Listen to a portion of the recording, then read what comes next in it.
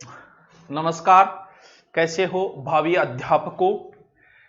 आप ये वैसे मोटिवेशन चैनल बनाया था अलग से, तो आपके लिए भी डाल देते कि मोटिवेशन है रोज, वहां तो एजुकेशन होता है। इस वजह से देखो, रीट की भर्ती की घोषणा हुई तो सब एक ही चीज सर्च मार रहे हो, रीट के बारे में कैसे पढ़ें, क्या पढ़ें, कितना पढ़ें, कौन सी बुकें पढ़ें, ये वो। तो शेड्यूल भी देखा होगा, बहुत से लोग शेड्यूल भी बताते हैं आपको इतने घंटे पढ़ना, ऐसे पढ़ना है, वैसे पढ़ना है। तो मैं आपको एक एक चीज बताता हूं, सारी आपके जचे तो फॉलो करो, फॉलो करने वाली तो इसमें कोई बात है ही नहीं। लेकिन पहली बात तो यह कि किसी भी स्टूडेंट के लिए एक जैसा सेटअप नहीं हो सकता। भी सबको बता रहे हो इतने घंटे पढ़ो, ये पढ़ो, वो पढ़ो, सबके लिए थोड़ी हो सकता है ये रूल। क्योंकि स्टूडेंट ही जब अलग अलग प्रकार के हैं तो जाहिर सी बात है कि उन्हें अपने रूल फॉलो भी अलग अलग करने हो, क्योंकि सारे स्टूडेंट बराबर नहीं हैं। कुछ ऐसे बच्चे हैं जो अभी आए हैं, कुछ ऐसे हैं जो थोड़ा सा चूक गए थे पिछली भर्ती के अंदर। अब थोड़ा सुकून से जिया जाए, जो परेशान कर रहे हैं उनसे थोड़ा दूर रहा जाए। पहला काम तो ये है ही है। अब मैं पूरा डिटेल आपको बताता हूं, आपके पसंद आए अच्छी बात है, पसंद आए ही आएगा, क्योंकि फॉलो एक अलग प्रकार का है ये। देखिए, जो रीट की भर्ती आ गई सबको पता है। पहली बात कि एग्जाम होगी 25 अप्रैल को, माइंड में बिठा लो, किसी प्रकार का कोई भी वीडियो नहीं देखना है कि एग्जाम होगी कि नहीं होगी, 25 को ये है वो है, इन चीजों से ऊपर उठो। वैसे भी ऊपर उठे हुए क्योंकि सभी अध्यापक है, मैं जानता हूं। कितना समय बचा है? मात्र 4 माह बचे हैं। यानी आज से लेके यहां तक 4 माह बचे हैं। इस 4 माह में आप जो कुछ भी कर सकते हो सिर्फ इतना ही है। ये टाइम आप बहस करके भी गुजार सकते हो। बहस करते हैं ना, फलानियों है बढ़िया है, फलानियों मास्टर बढ़िया है, बीजेपी बढ़िया है, कांग्रेस बढ़िया है। लड़कियों में ये नहीं होती, लड़कियों में और बातें होती है। हाँ, फिर बुरा मान जाएगी लड़कियां, अध्यापिकाएं बुरा मान जाएगी। हाँ, तो आपको इन चीजों से थोड़ा सा ऊपर उठो। डीपी क्यों टाइम मुझे पता है कि सब पढ़े, प्यार व्यार के लफड़े में तो कोई पढ़ेगा नहीं, क्योंकि प्यार व्यार से भी ऊपर उठ चुके हैं, ये बीएड कर चुके हैं, इन्हें पता है इन बातों में कुछ नहीं रखा। तो इन चीजों से देखा होगा क्या होता है, पटवार पुलिस वाले बड़े एक्टिव रहते हैं क्लास में, एनी टाइम रोड़ो मचानो। और जो क्लास होती थी ना सेकंड ग्रेड रीट वालों की, एक जगह बैठा रहता, दुखी आत्मा होती थी, बैठा रहता, कोई रोड़ो रब्बो नहीं, जरूरत हुई तो ही बारह गए नित्य क्रिया करने, बाकी कोई मतलब नहीं है, एकदम शांति। किसी प्रकार की कोई शिकायत नहीं आती थी, अण छेड़ दियो, इन छेड़ दियो, बिन छेड़ दियो, ये शिकायतें पुलिस पटा। तो इन चीजों से तो आप ऊपर उठ चुके हो, ये भी पता है। लेकिन फिर भी कुछ आगे हुए, उड़ता तीर लेने का आदत हुए, कुछ है अब भी जो क्या करेंगे, बिना मतलब टाइम खराब करेंगे, स्टेटस बदलेंगे। क्या स्टेटस बदल रहे हो? स्टेटस एक ही रखना है, 4 महीने बाद जब नौकरी लगो वो स्टेटस होगा आपका टीचर, वो स्टेटस है, ना कि अभी आप लगा रहे हो वो कोई स्टेटस है आपका। कोई स्टेटस, फिर स्टेटस लगाओगे उसे चेक करोगे बार बार, डीपी बदलो, रोज तुम लोग अपनी डीपी बदलते हो, क्या है ऐसा डीपी में तुम्हारे, एक पढ़ी है उससे। तो ये चीजें भी आपका टाइम खराब करती है, इन चीजों से भी थोड़ा सा ऊपर उठना है। अब देखो, इस रीट के अंदर आराम से समझो इस चीज को, क्योंकि तीन प्रकार के स्टूडेंट भाग लेंगे इसमें। वो स्टूडेंट जो पहली बार आए हैं, स्वागत नहीं करोगे हमारा, वो है कौन से, जिन्होंने अभी अभी बीएड की है या अभी सेकेंड ईयर फाइनल के अंदर है, वो इसके अंदर एंट्री लेंगे। एक प्रकार ये है। फिर एक तीसरा प्रकार के स्टूडेंट है। तीसरे प्रकार के स्टूडेंट वो भाग लेंगे जो कौन से हैं, जो पिछली बार 5 या 10 नंबरों से रह गई थी। और एक बीच की कैटेगरी भी भाग लेगी जो पिछली बार 5 या 10% से रह गई थी। क्या तीनों के लिए एक ही रूल फॉलो होगा? क्या तीनों को एक ही समय सारणी बताई जाएगी? क्या तीनों को किताबें पढ़ने का तरीका एक ही बताया जाएगा? कैसे बताया जाएगा? स्टूडेंट ही 3 प्रकार के हैं लगभग। टोटल अगर माने रीट में मान लेते हैं हम कि 10 लाख स्टूडेंट है, 10 लाख में से 3 लाख तो एकदम निष्क्रिय, उन्हें कोई मतलब नहीं है, बस उन्होंने बीएड कर ली। जैसे मृत्यु के बाद में 12 करते हैं एक प्रोसेस के तहत, तो उन्होंने कर ली कि बीए के बाद बीएड होती होगी, तो उन्हें तो इस चीज से कोई मतलब नहीं है। बाकी बच्चे हैं उनकी प्रोसेस है ये। यानी 3 प्रकार के स्टूडेंट भाग ले। अब आपको पता है कि आप इस प्रकार में हो या इस प्रकार में हो या फिर इस प्रकार के अंदर, वो आपको पता है कि बहुत सारे पहली बार जो भाग ले रहे हैं उनको क्या करना है, इनको क्या करना है और इनको क्या करना है। आराम से समझो। देखो, अब आप जान गए कि मैं इस प्रकार में हूं गुरुजी, कि मैं पिछली बार। अब ये वो लोग हैं जो मैं मान के चलता हूं कि अब की बार मास्टर जी बन जाएगा। कब नहीं बनेंगे? अगर इन्हें ज्यादा ही और कॉन्फिडेंस अगर हो गया, इन्हें अहंकार हो गया। लेकिन मुझे नहीं लगता कि इनको अहंकार, क्यों? क्योंकि ये पिछली बार अगर 5 या 10 नंबरों से अगर रहे हैं, ये वो लोग हैं जब पिछली बार रिजल्ट आया तब रोए होंगे। ये वो लोग हैं जो पिछली बार जब रिजल्ट आया तब उनको नींद नहीं आई होगी। ये वो लोग हैं जिन्होंने 2 दिन तक खाना नहीं खाया होगा जब पिछली बार रिजल्ट आया। क्यों? क्योंकि ये एकदम नजदीक जाके रुके हैं। और जब नजदीक जाके 10-15% से रह जाए उसके कोई अफसोस नहीं होता, कोई बात नहीं। लेकिन इन लोगों के बहुत अफसोस हुआ है। तो जाहिर सी बात है कि मानते हैं कि ये अगर अपनी एनर्जी रखी, मास्टर एक ऐसी नौकरी है, पुलिस पटवार सब में जल्दी लग जाते हैं, लेकिन ये एक ऐसी नौकरी है, बाढ़ उड़ जाते हैं, यहां से ऐसे सफेद हो जाते हैं, उसके बाद लगते हैं, इन्हें कोई खुशी नहीं होगी। ये जाहिर सी बात है। मास्टर लगता है आदमी 30-35 पे ये हो गए होंगे तो इन्हें कोई ज्यादा खुशी नहीं होती, बस ठीक है लग गया, ठीक है ये है। लेकिन फिर भी ये लोग अपना कॉन्फिडेंस डाउन न करें। आप पिछली बार 5-10 नंबरों से रहे हो, अब की बार आपका होगा। बस आप थोड़ा सा काम कर लो जो मैं बता रहा हूं, क्योंकि आपको ये जो कर रहे हैं वो काम आपको नहीं करना है। जो इनको रूल बता रहे हैं वो आपके ऊपर लागू नहीं होते भैया। आप एकदम 10 कबड्डी मोह करें, थोड़ा सा ही बचेड़ा होते और अब की बार आपका सिलेक्शन भी कंफर्म है। अगर थोड़ा सा कॉन्फिडेंस अपना अच्छा रखो, लेकिन अहंकार न रखो कि मुझे सब कुछ आता है। क्यों? क्योंकि इनमें सबसे बड़ी प्रॉब्लम तो यह है कि मुझे सब कुछ आता है, मैं पढ़ूं के, ये सबसे बड़ी प्रॉब्लम। के पढ़ो यार, ओई आवे वही आवे ओई आवे, ये अहंकार नहीं लाना है। वापस पढ़ना तो आपको है, निराश नहीं होना है। आपका आपकी बार सिलेक्शन कंफर्म है, मिठाई लेके आप आ सकते हो। अगर आप थोड़ा सा 4 महीने जो है, अगर 4 महीने तुम तीनों को ही योगी बनना होगा, तीनों प्रकार के लोगों को बनना तो योगी ही पड़ेगा। योगी का अर्थ होता है कि वो सारी दुनियादारी से दूर हो जाता है। योगी का मतलब ये होता है कि वो खाना पीना भी एक सीमित लिमिट में करेगा। योगी बनने का मतलब भी यही है कि वो कम सोएगा, यानी 6 या 7 घंटे जो पर्याप्त होता है। हे पारत, योगी बनो योगी। तो इन 4 महीने में जो योगी जीवन जिएगा वो तो ता उम्र खुश रहेगा। और इन 4 महीने में जो खुशी से जीवन जिएगा, जैसे पहले की पीछे की लाइफ है वैसी की वैसी रखी, तो उन्हें कोई बात नहीं। रीट आगे भी आएगी, चिंता करने की जरूरत नहीं, आगे भी रीट आती रहेगी, भर्तियां आगे भी आती रहेगी। कुछ लोग कहते हैं ना तारीख तो पीछे भी आई थी, तो बेटा रीट भी पीछे हुई थी, अगर पता हो तो 2-3 बार हो भी चुकी है। आरटेट मान लो चाहे रीट मान लो, हो चुकी है। तो इनको करना क्या है, इनको सब कुछ आता है, ये कन्फर्म है। क्यों? क्योंकि ये रहे कितने हैं, 5 नंबर 10 नंबर। तो मैं तो मानता हूं कि इनको आता तो सब कुछ है।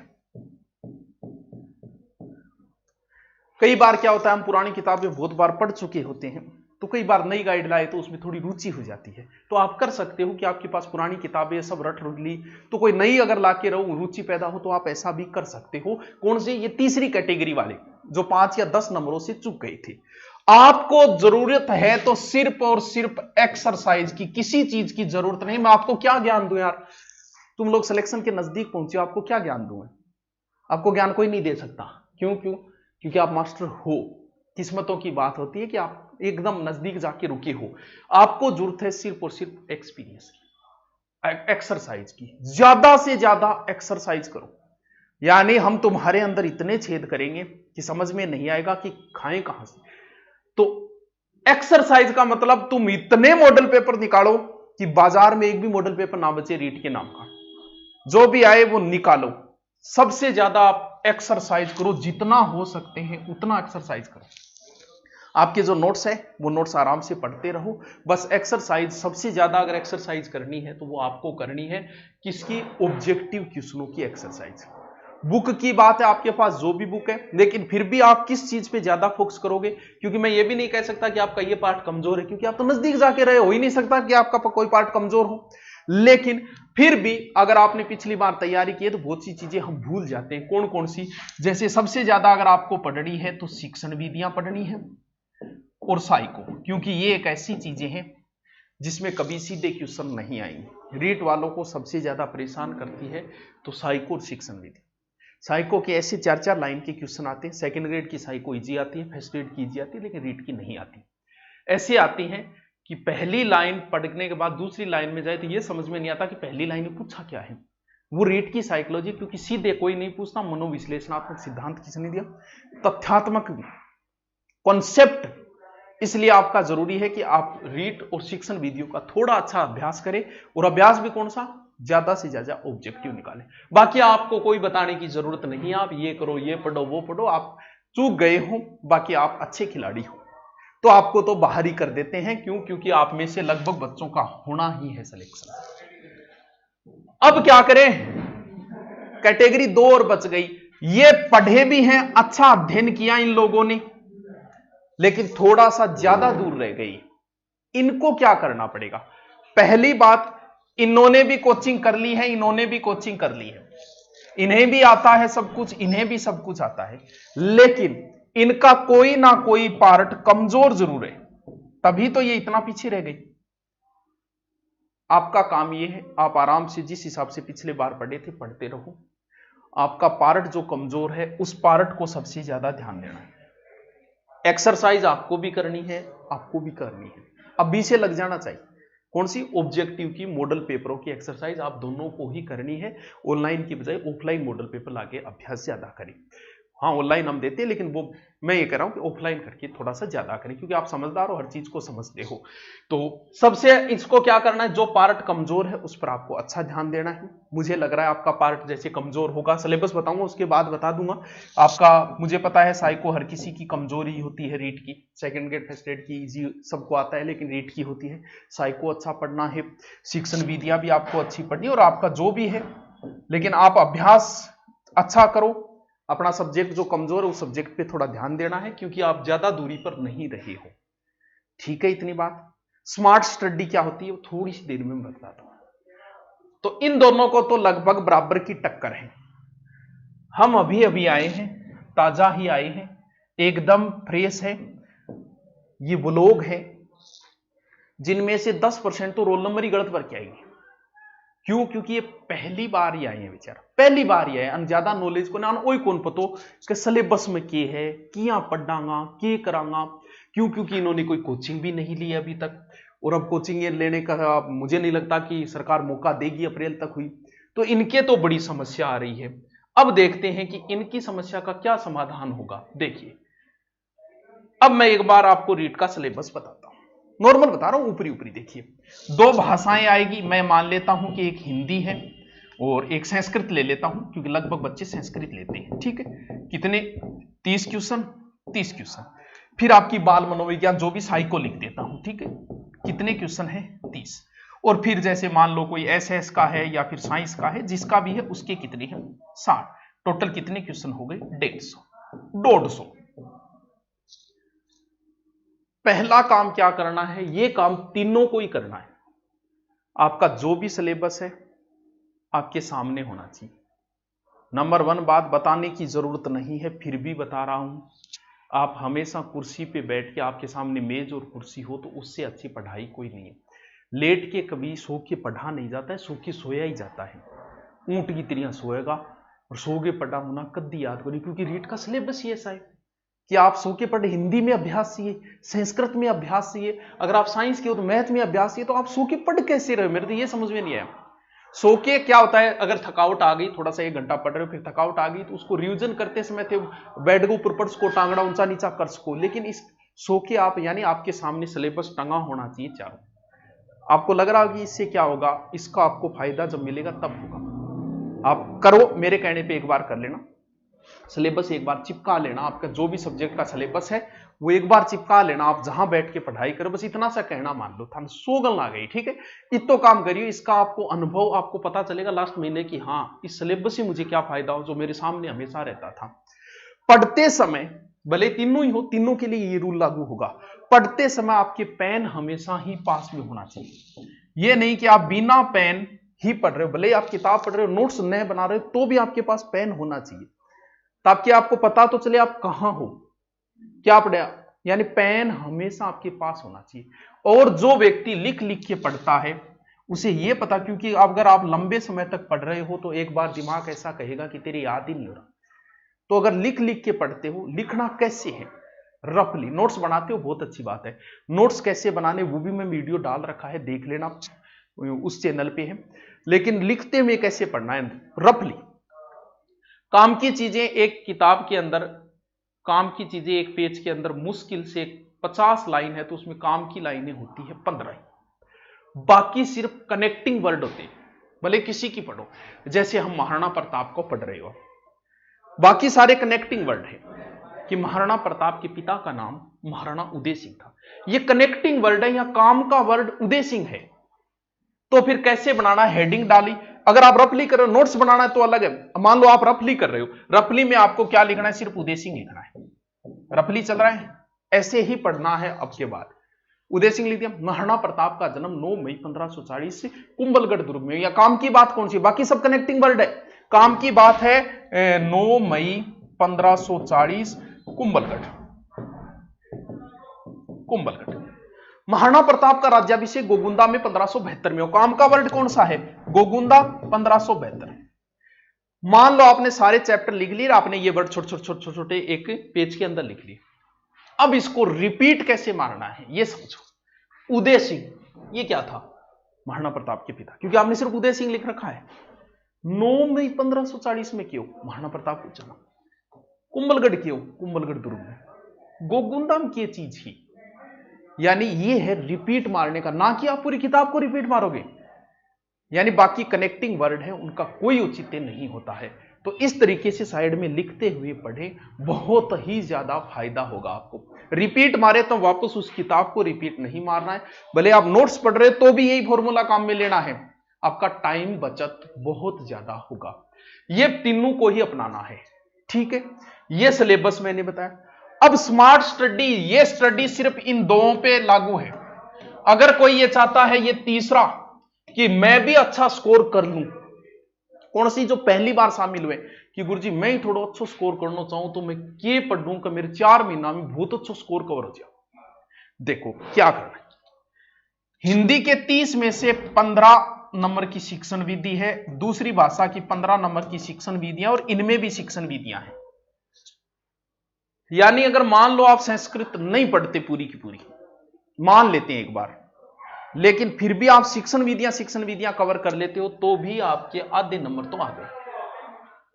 करना क्या है आपको, शिक्षण विधियों की अलग से एक किताब बनाओ, नोट्स बनाओ। क्यों, क्योंकि 70% शिक्षण विधियां सबकी सेम है, सिर्फ नाम और भाषा बदलती है। 70% शिक्षण विधियां सेम है। शिक्षण विधियों पे अगर आप कवर करते हो अच्छी तरीके से, तो भी आप पास मार्किंग कर सकते हो अच्छी तरीके से। क्यों, क्योंकि बाकी कुछ तो मैटर आता होगा। ये इन दोनों को तो अच्छी तरीके से, और ये पहली बार में बहुत कुछ करना चाहते हैं, तो उनके लिए है कि शिक्षण विधियों को अच्छी तरीके से एक नोट से एक किताब में बनाओ। क्योंकि 70% शिक्षण विधियां सेम है, जिनका अभ्यास पे डिपेंड है। हिंदी मुझे पता है ग्रामर लगभग कर दोगे, 15 नंबर की ग्रामर में 10 नंबर आप करके आ जाओगे, लेकिन शिक्षण विधि में 15 में से नहीं कर पाओगे अगर आपने अच्छा अध्ययन नहीं किया। क्यों, क्योंकि ये भी आपके लिए बहुत अहम रोल है। तो इन दोनों के लिए जरूरी है, तीनों के लिए जरूरी है एक शिक्षण विधियां पे अच्छा अध्ययन करें, क्योंकि बहुत बड़ा पार्ट लेके बैठती है शिक्षण विधियां। यानी बहुत कुछ कर सकते हो आप इतनी चीजें पढ़ के भी। अब ग्रामर वगैरह का कितना अभ्यास, कितना ही करते रहो, अभ्यास करना है उसमें, ठीक है। बात की मी समझ में आएगी। चलो देखो क्या क्या बताया मैंने। इनको अभ्यास की जरूरत है, एक सब्जेक्ट कमजोर है उसको मजबूत करने की जरूरत है, या 2 सब्जेक्ट, इनको अभ्यास की ही जरूरत है। सब्जेक्ट इनके सारे मजबूत है, सिर्फ उनको रिपीट मारना है। इन दोनों को, शिक्षण विधि और साइको, बहुत मजबूत करनी है अगर आगे निकलना है। क्यों, क्योंकि जो बंदा नया आएगा वो 4 महीने में साइको को जब तक समझेगा उतने में एग्जाम आ जाएगी। और ये वो लोग हैं जो उनसे आगे है वो आगे रहेंगे। क्यों, क्योंकि अगली रीट की भर्ती में ये इस लाइन में आएंगे। लेकिन मैं ये नहीं कहता कि इन लोगों का सिलेक्शन नहीं होगा, किस्मत का कुछ पता नहीं चलता, इनमें से भी होंगे। ऊपर वाले पे डिपेंड है, लाइन लगी हुई है। और मैं भी पीछे ही पीछे खड़ा था, ऊपर वाले ने कहा कि पीछे मुड़, तो मैं आगे आगे आ गया। तो ऊपर वाले पे डिपेंड है, कई बार जो पीछे खड़ा है ऊपर वाले ने बोल दिया तो वो भी आगे आ सकता है। तो इनको भी गहन अध्ययन की जरूरत है। इनके बराबर आने के लिए इसको दिन रात एक करने की जरूरत है, ना कि 3 घंटे 2 घंटे 4 घंटे, इतने से काम नहीं चलेगा। इनको सारे, अब बात आई कोचिंग, इनको कोचिंग की जरूरत है, लेकिन अब नहीं खुल रही वो बात अलग है। लेकिन क्यों, क्योंकि पुलिस में कोचिंग की जरूरत नहीं इतनी। क्यों, क्योंकि जीके रट सकता है, यहां भाषाएं लग रही है, साइको लग रही है। कोचिंग नहीं है तो कहीं ना कहीं ऑनलाइन जो भी आपने ले रखा है, किसी यूट्यूब से ले रखा है, यूट्यूब से अध्ययन करते हो तो भी अच्छी बात है, आप कहीं से भी कर रहे हो, लेकिन गुरु की आवश्यकता जरूर है इन लोगों को। इनको किसी गुरुजी की आवश्यकता नहीं है, इनको भी किसी गुरुजी की आवश्यकता नहीं है। ना इन्हें यूट्यूब पे टाइम खराब करने की जरूरत है, ना किसी ऑनलाइन ऐप में खराब करने की जरूरत है। हाँ, कोई पार्ट कमजोर है उसके लिए आपने ले सकते हो कि हाँ गुरुजी थोड़ा पार्ट कमजोर है, ये खातर साइको खातर लियो, हिंदी खातर लियो, शिक्षण भी दियो, वो एक अलग बात है। लेकिन जरूरत नहीं है इन लोगों को, इनको जरूरत है सिर्फ एक्सरसाइज और अपने सब्जेक्ट को वापस मजबूत बनाने की। इनके लिए सारी चीजें ही लागू होती है क्योंकि पहली बार इन्होंने प्रवेश किया है। अब प्रवेश किया है तो भाई नई चीजों के लिए गुरु की आवश्यकता, क्योंकि आपकी भाषाएं लगती है जिसे आप घर पे पढ़ना मुश्किल काम है। घर पे आप खुद समझ के करोगे, एक गुरुजी समझाएंगे, उसमें समय की बचत होती है और कुछ नहीं। तो इनके लिए जरूर। अब क्या होता है, आप अभी देखना, आप पता नहीं आईएएस का रिजल्ट आता है, एक बंदे को प्रेजेंट किया जाएगा, हिंदी माध्यम से भी इसने किया आईएएस क्लियर, एक आधो वह कोई भी भयंकर तरीके से प्रेजेंट किया जाएगा, फिर एक थारा सामने प्रेजेंट करी जाएगा, ये देखिए इनके पिताजी रिक्शा चलाते थे और ये आईएएस बन गई। जबकि आईएएस वगैरह के बच्चे आईएएस बनते हैं। कोई एक आधा उदाहरण मिल जाता है जिसे आपके सामने प्रेजेंट किया जाता है। सिलेक्शन सबसे ज्यादा किनका होगा, ज्यादा सिलेक्शन होने के चांस है इस थर्ड कैटेगरी की, ये कोचिंग करेंगे ही नहीं, भले कोचिंग खुल जाओ ये नहीं करेंगे। अब सिलेक्शन सबसे ज्यादा इनका होगा तो इनकी पोस्टें देखोगे, देखिए बिना कोचिंग की इन्होंने पार।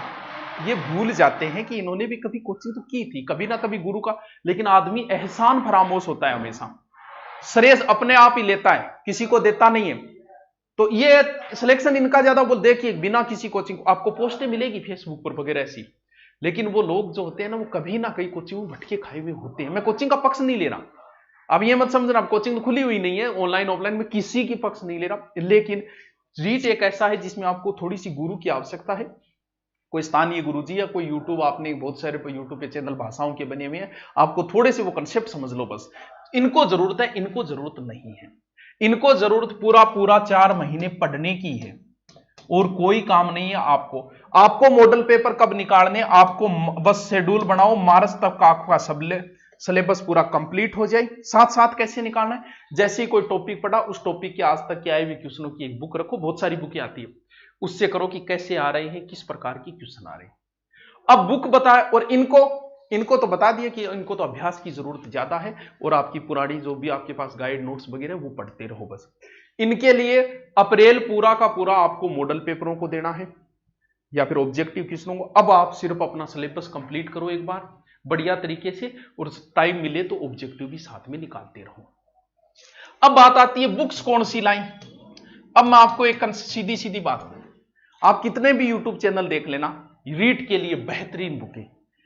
अब टीचर पे डिपेंड करता है, एक तो तटस्थ नीति से काम करने वाला टीचर सीधी कहेगा एनसीईआरटी के लिए आओ, आरबीएससी के लिए आओ, कोई आपके पास एक गाइड है वो ले आओ बस।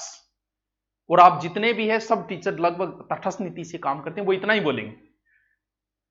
अब कुछ थोड़ा बहुत अपनी कोई किताब वगैरह या कोई मित्र की किताब वो बता देते हैं, बाकी सीधी सी बात ये है, ठीक है एनसीईआरटी ले आओ, आरबीएससी, एक गाइड ले आओ, कोई एक गाइड ले आओ। गाइड जरूरी होती है किसी भी एग्जाम के लिए, एक गाइड ले आओ, क्योंकि हर टॉपिक एनसीईआरटी आरबीएससी में नहीं है, कुछ टॉपिक आपको गाइड से, एक गाइड ले आओ। एनसीईआरटी आरबीएससी पढ़ सकते हो तो वो भी ले आओ, आरबीएससी बहुत अच्छी, क्योंकि राजस्थान रीट की आप तैयारी कर रहे हो, ठीक है। बाकी थोड़ी सी स्पेशल पढ़ना कोशिश करना, साइको की बुक स्पेशल लेके आना, हिंदी की स्पेशल लेके आना, संस्कृत की स्पेशल लेके आना, स्पेशल। गाइड से मत पढ़ना, गलतियां ज्यादा होती है कई बार गाइडों के अंदर। अगर आप स्पेशल पढ़ोगे ना कि रीट की स्पेशल मन संस्कृत की दे, रीट के लिए स्पेशल साइको की दे, थोड़ा सा स्पेशल कोशिश करना कि स्पेशल पढ़ो आप, ना कि गाइड। गाइड ले जरूर आना, लेकिन पढ़ना की कोशिश करना कि स्पेशल बुक हो जिसे आप कवर कर सको, पतली सी है क्या पढ़ लो। शिक्षण विधियों की अच्छी स्पेशल बुक लेके आना, बहुत सारे राइटरों की आती है, कोई ले आओ, कोई फर्क नहीं, किसी में एक लाइन ज्यादा किसी में एक लाइन। भाई आपको शेड्यूल कैसा पसंद आया कि नहीं आया, हो सकता है कोई नाराज मत होना, मैंने कहे कई बार हो जाता है गुरुजी मारो को नहीं होगे, थारो भी वेगो, ये भी तो बेचारे कभी कभी ये भी तो यहां थे, और इनका भी होगा। वो डिपेंड करता है कि आप 4 महीने समय कैसे देते हो, इस आधार पे। बाकी नाराज मत होना, सभी मास्टर लोगों को मेरी अग्रिम शुभकामनाएं, तैयारी के लग जाओ। Okay, thank you.